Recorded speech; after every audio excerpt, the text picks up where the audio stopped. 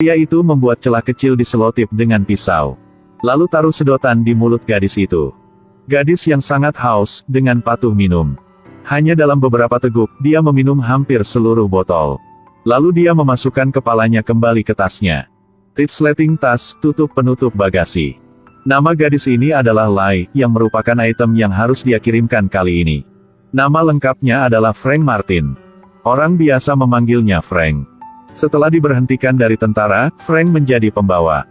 Apapun itu, cukup bayar dan transfer uang, jangan lupa harus mengikuti 3 aturan. Pertama, jangan pernah mengubah kesepakatan. Awal udah deal dengan 3 orang, sekarang naik 4 orang, saya tidak menyetir. Tidak ada gunanya menodongkan pistol ke kepala saya. Mobil saya memiliki kata sandi, hehe, lihat apa yang bisa kalian lakukan. Bandit itu sangat marah sehingga dia harus menyerah, berbalik dan menembak kaki tangannya. Jumlah orang cukup, masukkan kata sandi. Diikuti oleh serangkaian gerakan yang sangat ahli. Deretan mobil polisi di belakang membunyikan klakson mereka untuk mengejar. Keterampilan mengemudinya yang luar biasa mengejutkan para bandit. Bahkan malam tahun baru pun muntah. Tak lama kemudian, polisi kembali mengejar. Frank menoleh untuk melihat sebuah kontainer. Dia menginjak pedal gas, berlari dengan kecepatan penuh. Bagian belakang mobil terkena percikan api. Dalam sekejap, mobil melompat dari jembatan. Tapi jumlah mobil polisi terlalu banyak. Frank mengambil pistol dan menembakkan 1 tembakan ke tuas. Sebuah mobil meluncur turun dan menabrak beberapa mobil polisi. Dia juga membuat belokan 90 derajat yang indah. Mengejar kereta yang lewat. Kemudian mengambil kesempatan untuk menghindar, memotong bagian belakang mobil polisi dengan sempurna. Petugas polisi sangat marah melemparkan topinya ke tanah. Dia membawa bandit ke tempat yang aman. Dapatkan ongkos, ganti plat nomor, lalu tancap gas dan kabur. Meskipun dia bekerja dengan sangat hati-hati, FBI masih menemukan pintunya. Tapi karena tidak ada bukti, mereka tidak bisa berbuat apa-apa. Hari itu, Frank menerima kasus khusus. Sebuah tas berukuran panjang 1,5 meter dan lebar 50 cm. Pelanggan bermaksud untuk memberitahu informasi penerima barang. Tapi aturan keduanya adalah tidak menyebutkan nama. Baiklah, lalu pesan di mobil, ayo pergi. Tak disangka, tak lama setelah ia pergi, bannya meledak. Barang ini sepertinya cukup berat. Dia membuka bagasi untuk mengganti ban serep. Tanpa diduga, tas itu bergerak. Cuman, aturan ketiganya adalah jangan pernah membuka paket. Dia mengambil ban cadangan untuk diganti. Kemudian tutup bagasi dan lanjutkan. Tapi di dalam hatinya, dia masih tidak bisa menahan diri untuk berpikir, bagaimana jika ada seorang gadis cantik di dalam tas. Sebagai seorang pemuda dengan senioritas lebih dari 30 tahun, dia memutuskan untuk melanggar aturan sekali. Dia berkendara ke puncak gunung yang terpencil. Kemudian buka bagasi, buka zip. Ya ampun, itu benar, untungnya aku tidak melewatkannya. Dia memasukkan sedotan untuk membantunya minum air. Kemudian masukkan kepalanya ke dalam tas, lanjutkan perjalanan. Tapi di sepanjang jalan gadis ini tidak bisa diam selama 1 menit. Frank berpikir, mungkin dia ingin memberitahu dia sesuatu. Dia menarik mobil ke tepi jalan lagi, membuka bagasi, dan melepaskan gadis itu. Ayo, katakan dengan lantang jika Anda menyukai saya atau apapun. Saya ingin pergi ke toilet. Anda tidak ingin saya kencing di mobil Anda, bukan? Itu bagus, harusnya aku tidak membiarkan kamu minum air sebanyak itu sebelumnya. Dia mengikatkan tali di lehernya. Beri dia waktu sebentar, mulai hitungan mundur. Lai dengan cepat berlari ke semak-semak di dekatnya. Waktu habis, Frank menarik tali itu sekali, tetapi menemukan sebuah anomali. Dia berlari ke ujung tali yang lain, dan tentu saja dia melarikan diri. Lai memakai rok pendek dan berlari liar di lereng gunung. Sayangnya, kakinya terpeleset dan dia jatuh dari lereng. Trik kecil ini tidak mempersulit mantan tentara seperti Frank. Dalam sekejap, dia muncul di depan Lai. Rekatkan mulutnya, lalu bawa dia kembali ke tempat parkir. Tanpa diduga, begitu sampai di sana, dia melihat 2 orang FBI berdiri. Lai mencoba meminta bantuan, kedua belah pihak terlibat perkelahian. Kecepatan Frank terlalu cepat, mata telanjangku tidak bisa menggambarkannya untuk kalian. Singkatnya, tidak lama kemudian, dia mengalahkan 2 polisi. Ke lokasi pengiriman. Frank mengeluarkan Lai dan memberikannya kepada penerima, Darren. Tapi dia juga punya sesuatu untuk dikirim. Itu akan mudah, pikir Frank, menambahkan bisnis lain. Dia menerima biaya pengiriman, mengambil barang, lalu pergi. Di pom bensin, Frank duduk linglung, merasa sedikit merindukan Lai. Tiba-tiba, dia ingat bahwa ada 2 orang FBI lagi di bagasi. Membeli 2 kaleng minuman ringan untuk mereka minum. Tak disangka, baru beberapa langkah, mobil tersebut meledak. Dia melemparkan kaleng air ke tanah, mencoba memadamkan api yang membakar lengan bajunya. Darren, kau sangat bodohnya, apakah kamu pikir bahwanya bisa meledakkan saya sampai mati? Anak buah Darren sedang bermain kartu, tiba-tiba mereka mendengar bel pintu berbunyi. Salah satu dari mereka berdiri dan mengintip melalui lubang intip. Sisanya segera mengeluarkan senjata mereka dan menembak Frank. Frank mengangkat papan kayu untuk melindunginya. Kemudian melemparkan tapla meja, pistolnya berguling-guling di udara. Hanya mengayunkan handuk bisa mengalahkan 2 orang. Dia melingkarkan lengannya di belakang pistol dan menarik pelatupnya. Disusul dengan rentetan tembakan. Berbalik terus berdebar, semua antek telah dikalahkan. Lai mendengar suara tembakan di luar, dia mendorong kursinya ke pintu, diam-diam menyelinap pergi. Di koridor, 2 pria dengan kapak juga cukup berbahaya. Meskipun kecepatan Frank sangat cepat, sulit bagi 2 tangan untuk menandingi 4 tangan. Harus menambahkan 2 kaki untuk menendang orang-orang ini pingsan. Seorang pria dengan senapan mesin melompat dan menembak. Dia melemparkan tubuhnya dan menendangnya beberapa meter jauhnya. Tanpa menemukan Darren, dia tidak bisa pergi dengan tangan kosong. Anda mengebom mobilnya saya, jadi saya juga mengambil mobilnya. Sekalian menghancurkan gerbang rumah orang.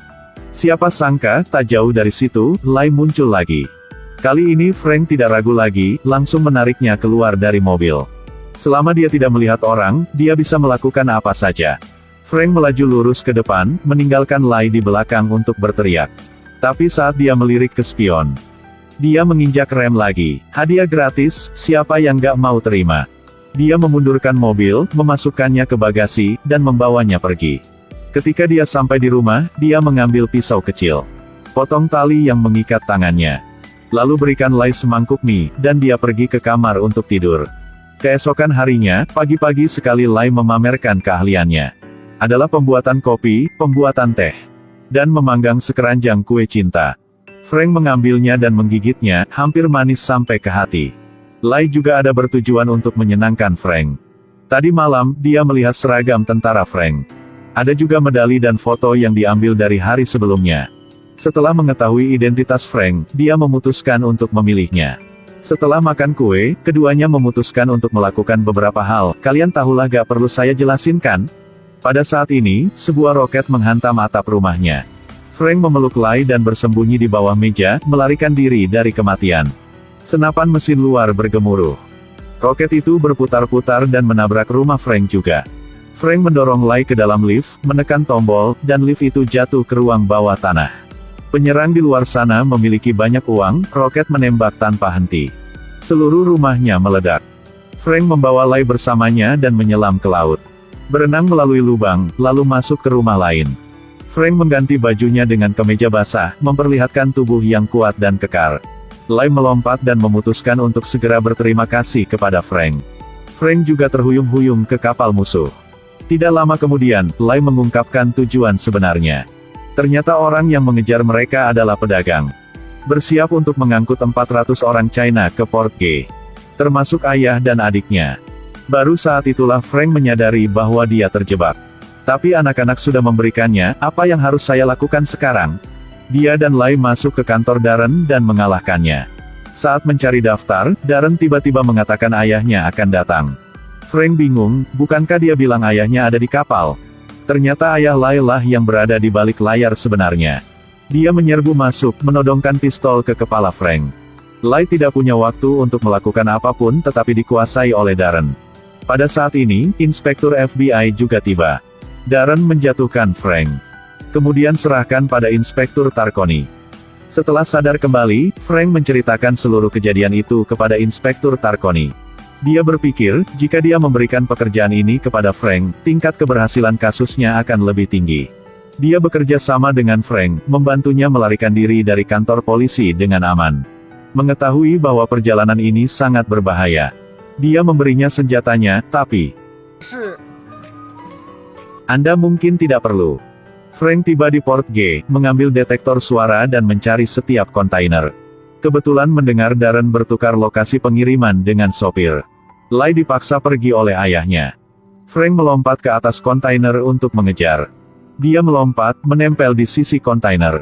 Pengemudi melihat melalui kaca spion dan melihatnya. Dia menepi ke tanda pinggir jalan untuk menepis Frank. Frank melepaskan tangannya dan melompat ke bus umum. Begitu bus memasuki stasiun, dia langsung melompat turun untuk menghindari karcis. Akibatnya, ada beberapa orang menghalangi jalan. Dia berbalik dan menendang kakinya, membunuh satu. Kemudian melepas baju yang dililitkan di leher kedua. Tapi orang ketiga sangat kuat, tubuhnya bahkan lebih besar darinya. Dia meraih lehernya, mendorong kakinya berulang kali ke perutnya. Frank terpaksa memberikan pukulan spesial. Pada saat ini, sekelompok pengganggu lain tiba. Frank menendang 2 barel minyak. Juga meminjam kekuatan untuk mendorong pria besar itu, memiringkan kepalanya untuk memukulnya. Dia berguling, tangki minyak tumpah ke sekujur tubuhnya. Seluruh tubuhnya licin, tidak ada yang bisa berbuat apa-apa. Dia mengambil sepeda, menendang 2 pedal, meletakkannya di kakinya. Kemudian melangkah dengan percaya diri untuk menendang pria besar itu. Dia terus menendang kaki belakang 2 kali berturut-turut, tim dikalahkan. Sekelompok pria bersenjata mengejar, dia terpeleset dan melarikan diri. Pada titik ini, pria besar itu menjadi perisai yang sangat bagus. Frank naik ke darat, mengendarai mobil untuk mengejar. Gaya mengemudinya membuat mobil tak tertahankan, harus mogok. Jika tidak memiliki mobil, apa yang harus dia lakukan? Tiba-tiba, sebuah pesawat terbang di atas kepalanya. Ya, datang lebih awal tidak sebaik datang tepat waktu. Hanya saja pemilik pesawat ini kurang antusias. Cepat, jangan lama. Untungnya, trik ini berguna, sederhana dan cepat. Terbang di langit segera menyusul target. Dia mendarat tepat di atas kontainer. Sopir itu ketakutan dan berbalik untuk memeriksa. Tapi ditendang. Darren dengan cepat mengejar dan naik ke mobil. Dia mengunci leher Frank, gelang kakinya menjepit leher Frank. Kemudian tarik rem darurat menyebabkan Frank menembak keluar dengan inersia. Pikir Frank telah dipecahkan, tapi tidak. Dia berpegangan pada bagian bawah truk dan ditemukan oleh ayah Lai. Dia mengambil senapan mesin dan menembak Frank. Frank dengan cepat melemparkan kait besi dan membuat sopirnya pingsan. Kemudian dia naik ke atap mobil. Kemudian lompat, pegang erat-erat, menendang ke dalam mobil. Nak, kau bukan satu-satunya yang tahu bagaimana mengunci leher orang dengan kakinya. Frank mengemudi ke pantai, menarik napas lega. Tiba-tiba, laras senapan dingin menghantam kepalanya. Orang ini adalah calon ayah mertuanya. Ayah mertua sangat tidak senang dengan menantu ini. Dia berkata, ingin menjadi menantu saya, tunggu kehidupan selanjutnya. Tembakan terdengar, Frank menatap dirinya sendiri, tetapi tidak apa-apa. Tapi di dada ayah mertua lebih dari sebuah lubang. Lai sebagai orang yang berintegritas dan jujur. Dia mengatakan bahwa selama bertahun-tahun ayahnya telah melakukan terlalu banyak hal buruk, bahkan membunuh ibunya. Akhirnya, Inspektur Tarkoni memimpin seseorang untuk membersihkan. Orang-orang dalam kesulitan di dalam kontainer juga diselamatkan. Frank dan Lai memulai hidup bahagia bersama. Di sini saya ingin membuat puisi. Kurir ini sangat keren, menemukan istri yang cantik. Bawa pulang tertutup pintu, hidup bahagia dan damai.